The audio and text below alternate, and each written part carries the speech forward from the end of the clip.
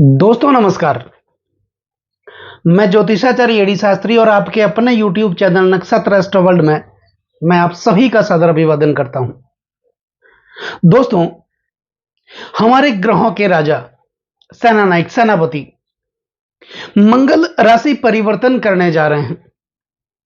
7 जून 2025 का वो दिन होगा जिस दिन मंगल अपनी नीच राशि कर्क राशि से निकल करके सूर्य देव की सिंह राशि का गोचर करेंगे और 45 दिनों तक यह सिंह राशि में ही विराजमान रहेंगे। तो मंगल के इस राशि परिवर्तन का प्रभाव मेष राशि वाले जातकों के लिए अगले 45 दिनों तक किस प्रकार देखने को मिलेगा, हम इस वीडियो के माध्यम से जानने वाले हैं और समझने वाले हैं। दोस्तों, यह कार्यक्रम, यह जो राशिफल, यह आपकी जन्म की राशि चंद्र राशि पर आधारित है, गोचर पर आधारित है। लेकिन अगर आपको अपना लग्न पता है, आपके पास अपनी जन्म कुंडली बनी हुई, तो इस राशिफल को आप अपनी लग्न राशि के अनुसार भी देख सकते हैं। और अगर आप मेरे साथ चर्चा करना चाहते हैं, अपनी कुंडली दिखवाना चाहते हैं, तो सिर्फ वीडियो और डिस्क्रिप्शन में मेरे कॉन्टेक्ट नंबर हैं, आप मेरा संपर्क कर सकते हैं। वीडियो के अंत में कुछ महत्वपूर्ण उपाय भी होंगे जो आपको फॉलो करने हैं, तो वीडियो पर अंत तक आप बने रहिएगा। दोस्तों, मंगल, जिनका नाम ही मंगल है, और मंगल जब देने लगते हैं जंगल में मंगल कर देते हैं, अन्यथा अमंगल करते भी वो देर नहीं लगाते। मंगल राज्य के कारक माने जाते हैं। मंगल अग्नि प्रदान ग्रह है। मंगल की अच्छी स्थिति काम शक्ति को बढ़ाती है और खराब स्थिति काम शक्ति को खत्म कर डालती है। तो एक सुखी दाम्पत्य जीवन के लिए पति और पत्नी के बीच संतुलित काम शक्ति का होना जरूरी माना जाता है, तभी तो दाम्पत्य जीवन चलता है। और मंगल के बारे में एक कहावत है, तुष्टो ददाति साम्राज्यम रुष्टो हरति तक्षणात्, कि जब मंगल प्रसन्न होते हैं, अपना समय आने पर किसी भी जातक को यह साम्राज्य दे देते हैं। और यही मंगल जब रुष्ट होते हैं, नाराज होते हैं, प्रसन्न होते हैं, तत्काल उस साम्राज्य का हरण कर लेते हैं। तो मेष राशि वाले जातकों के लिए 7 जून 2025 को मंगल राशि परिवर्तन करेंगे, यानी अपनी नीच राशि कर्क राशि और मेष राशि वाले जातकों के चतुर्थ भाव से निकल करके पंचम भाव में सूर्य देव की सिंह राशि में विराजमान होंगे। अब मंगल आपके लग्नेश बनते हैं और आपके अष्टमेश बनते हैं। तो लग्नेश और अष्टमेश बनकर के मंगल आपके पंचम भाव में, यानी कि त्रिकोण भाव में ये विराजमान होंगे। तो ऐसे में मेष राशि वाले जातकों के जीवन पर इसका, मंगल के राशि परिवर्तन का क्या प्रभाव देखने को मिलेगा, मंगल क्या करेंगे। दोस्तों, मेष राशि वाले जातकों को वैसे भी शनिदेव की 7.5 लगी हुई है। 29 मार्च 2025 को शनिदेव ने भी अपना राशि परिवर्तन किया। वो अपनी मूल त्रिकोण राशि कुंभ राशि से निकल करके देवगुरु बृहस्पति की मीन राशि में विराजमान हुए और 2.5 साल तक ये मीन राशि में विराजमान रहेंगे। तो मेष राशि वाले जातकों के द्वादश भाव में शनिदेव विराजमान है, तो शनिदेव की 7.5 चल रही है। अब 7.5 का जो प्रभाव है, पहला चरण है। अब सबकी कुंडलियां मेष लग्न की तो नहीं होगी। मेष राशि वाले जातक हजारों हो सकते हैं, लाखों हो सकते हैं, यहां तक कि करोड़ों हो सकते हैं, लेकिन सबके जन्मकालीन ग्रहों की जो स्थितियां हैं वो अलग अलग होती हैं और उन कुंडली में शनिदेव की स्थितियां अलग अलग होती है। तो शनिदेव की 7.5, द्वादशे जन्मगे रासो द्वितीय च शनैश्चर सार्धानी सप्त वर्षाणी तदा दुखेर युतो भवेत। यह 7.5 दुख की मानी जाती है, पीड़ा की मानी जाती है। लेकिन यही 7.5 महर्षि पराशर ने कल्याण करने वाली भी माना है। लघु कल्याणी इनको कहा है। कब? कल्याणी प्रदा सती वे रवि सुतो राशि चतुर्थाष्ट में। तो ये कल्याण करने वाली कब मानी जाती है? जब जन्म कुंडली में शनिदेव की स्थिति मजबूत हो, शनिदेव अच्छी स्थिति में हो, शनिदेव बलवान हो, उच्चस्थ हो, उस स्थिति में यही 7.5 और ढैया कल्याण करने वाली मानी जाती है। तो इससे कोई डरने की जरूरत नहीं है। बहरहाल आज बात करते हैं मंगल की। तो मंगल मेष राशि वाले जातकों के पंचम भाव में विराजमान होंगे 7 जून 2025 को। कोई भी ग्रह जिस भाव में विराजमान होते हैं उस भाव में वो प्रभाव तो दिखाते हैं, लेकिन इतना नहीं दिखाते हैं जितना उनकी दृष्टियां दिखाती हैं। तो मंगल पंचम भाव में विराजमान होंगे और मंगल के पास तीन प्रमुख दृष्टियां हैं। जिस भाव में वो विराजमान होते हैं उस भाव से चतुर्थ भाव में दृष्टि करते हैं, सप्तम भाव में दृष्टि करते हैं और अष्टम भाव में दृष्टि करते हैं। तो मेष राशि वाले जातकों के लिए मंगल पंचम भाव में विराजमान होंगे। पंचम भाव विद्या, बुद्धि व संतान का भाव माना जाता है। पंचम भाव आकस्मिक धन प्राप्ति का भाव माना जाता है, प्रणय संबंधों का माना जाता है, प्रेम प्यार का माना जाता है, शिक्षा का माना जाता है। तो निश्चित तौर पर मेष राशि वाले जातक होंगे या मेष लग्न वाले जातक भी होंगे, उनके लिए ये जो मंगल पंचम भाव में विराजमान होंगे, आपकी शिक्षा के लिए, यदि आप अध्ययन ग्रहण करते हैं, आप विद्यार्थी हैं, तो आपकी शिक्षा के लिए ये जो 45 दिनों का समय होगा वो अत्यंत उत्तम समय आपके लिए रहेगा। या फिर आपके बच्चे पढ़ाई कर रहे हैं तो आपके बच्चों के लिए यह स्थिति बहुत बड़ी मानी जाएगी। दूसरा, जो व्यक्ति अविवाहित हैं उनके लिए तो विवाह के प्रस्ताव आएंगे ही, लेकिन जो लोग प्रेम संबंधों में बंधे हुए हैं उनके लिए वो प्रेम संबंध विवाह में भी बदलेगा।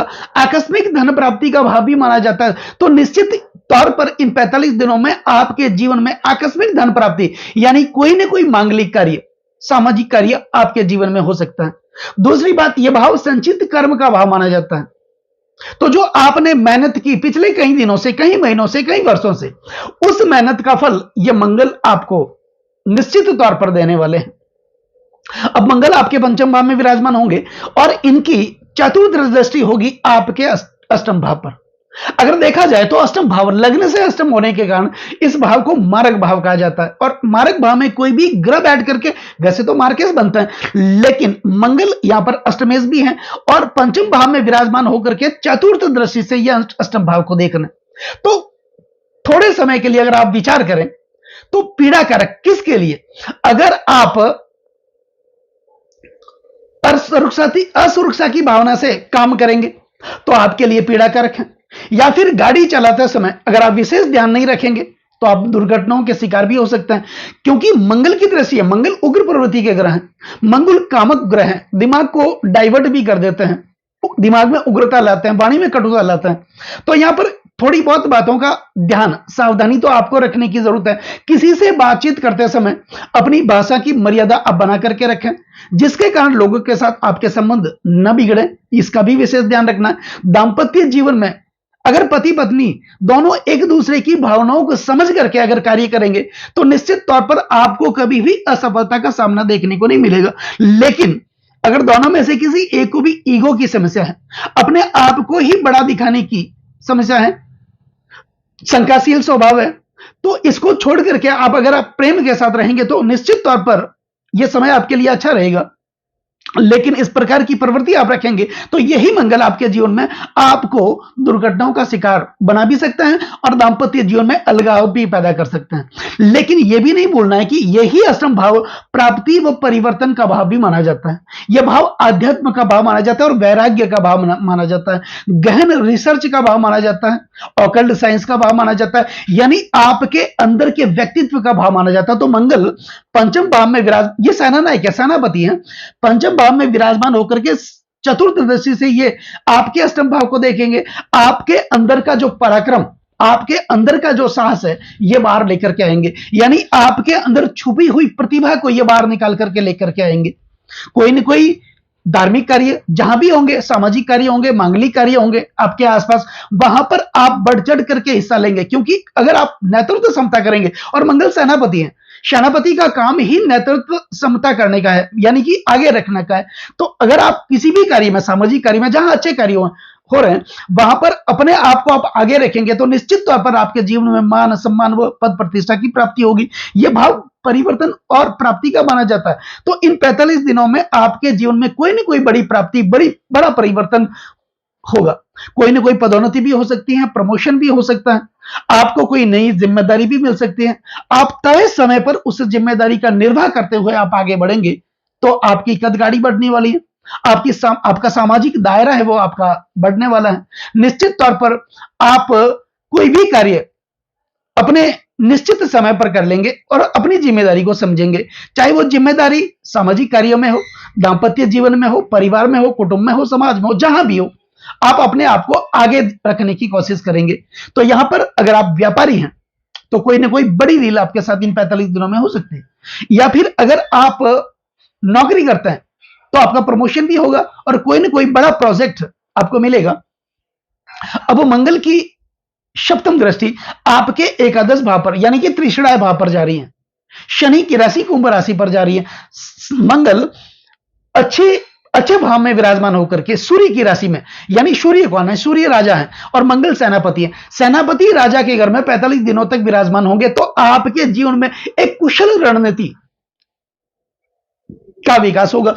और मंगल यहां से अपनी सप्तम दृष्टि से, सीधी दृष्टि से एकादश भाव को देखेंगे तो एकादश भाव आपकी वित्तीय स्थिति का है, आपकी आर्थिक स्थिति का है, आपकी इनकम का है, लाभ का भाव माना जाता है। तो निश्चित तौर पर इन 45 दिनों में आपकी आय भी बढ़ने वाली है, आपका इंक्रीमेंट भी बढ़ने वाला है। अगर आप रोजगार करते हैं तो रोजगार की वृद्धि होगी, इससे आपकी आर्थिक स्थिति अच्छी होगी, आप कर्जों से भी मुक्त होंगे, दुखों से मुक्त होंगे, पीड़ाओं से मुक्त होंगे। और यही भाव आपके सपनों का और आपके इच्छाओं का माना जाता है। तो निश्चित तौर पर इन 45 दिनों में आपके सपने भी पूरे होंगे, आपकी इच्छाएं भी पूरी होगी। अब मंगल की अष्टम दृष्टि जो महत्वपूर्ण दृष्टि मानी जाती है होगी आपके द्वादश भाव पर। दोस्तों द्वादश भाव निवेश का भाव माना जाता है, यानी आप अपने धन का निवेश जहां भी करते हैं, एक तो सोच समझ करके तो करना ही है, लेकिन जहां भी निवेश करेंगे उस निवेश का पूर्ण प्रतिफल आपको देखने को मिलेगा। यह भाव विदेश का भाव माना जाता है, लंबी दूरी का भाव माना जाता है। तो किसी व्यापारिक उद्देश्य के पर्पज से आप लंबी दूरी की यात्राएं भी करेंगे, यहां तक कि व्यापार विदेश का भी आप यात्रा कर सकते हैं, तो आपकी आय भी बढ़ेगी। निश्चित तौर पर आप खर्चों से भी मुक्त होंगे, क्योंकि यह भाव खर्च का भी भाव माना जाता है। अब यह भाव अन्यत्व और परत्व का माना जाता है। अन्यत्व और परत्व का मतलब होता है कि पति पत्नी के बीच, शादी होने के बाद पति पत्नी के बीच अन्य या परय का आना, जिसे कहते हैं लग्नता संबंध। ऐसी स्थितियां भी जीवन में बन सकती है जिससे आपका चरित्र हनन भी हो सकता है, क्योंकि मंगल तो कामुक प्रवृत्ति के ग्रह हैं, ये कामुकता उत्पन्न करता है। तो द्वादश भाव सैन्य सुख का प्रतिनिधित्व करता है, यानी कामुकता को बढ़ाने वाला भाव है। इसीलिए तो इस भाव में जब मंगल होते हैं जन्म कुंडली में तो मांगलिक दोष का निर्माण करता है। तो मंगल रज के कारक है, अन्यत्व और परत्व का भाव है। तो इस बात का विशेष ध्यान रखना है आपको।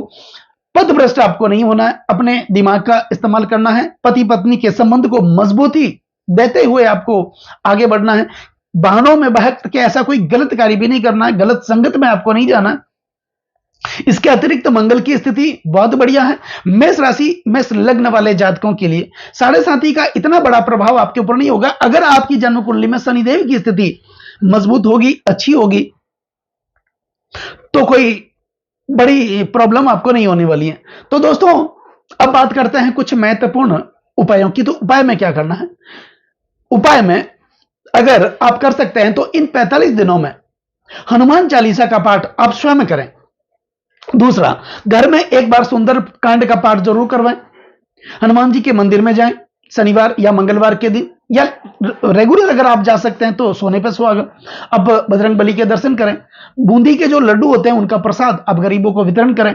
मसूर की दाल मंगलवार के दिन लाल कपड़े में एक पोटली बना करके अपने ऊपर 11 बार घुमा करके बजरंग बली का जहां भी मंदिर हो वहां पर थोड़े समय के लिए रख करके आप किसी जरूरतमंद को दान कर दें। यह उपाय आपको 45 दिनों तक लगातार करना है, या 4 मंगलवार को आप कर सकते हैं तो आपको करना। निश्चित तौर पर मंगल की कृपा भी आपके ऊपर हमेशा बनी रहेगी और बजरंग बली की कृपा भी आपके ऊपर हमेशा बनी रहेगी। तो दोस्तों कैसा लगे वीडियो? ये वीडियो अगर आपको अच्छा लगा हो, मेरा समझाना आपको अच्छा लगा हो, समझाने का तरीका अगर आपको अच्छा लगा हो, तो इस वीडियो को आप आगे से आगे शेयर जरूर करें, बेल आइकन बटन को जरूर दबाएं, ताकि मेरे आने वाले और भी नई नई वीडियो के नोटिफिकेशन सीधे आप तक पहुंच जाए। चैनल को सब्सक्राइब जरूर करें, लाइक जरूर करें, कमेंट जरूर करें, क्योंकि आपका एक लाइक और एक कमेंट मेरे अंदर बहुत ज्यादा आत्मविश्वास भर देता है। तो दोस्तों चैनल को सब्सक्राइब भी आप जरूर करें। नमस्कार दोस्तों।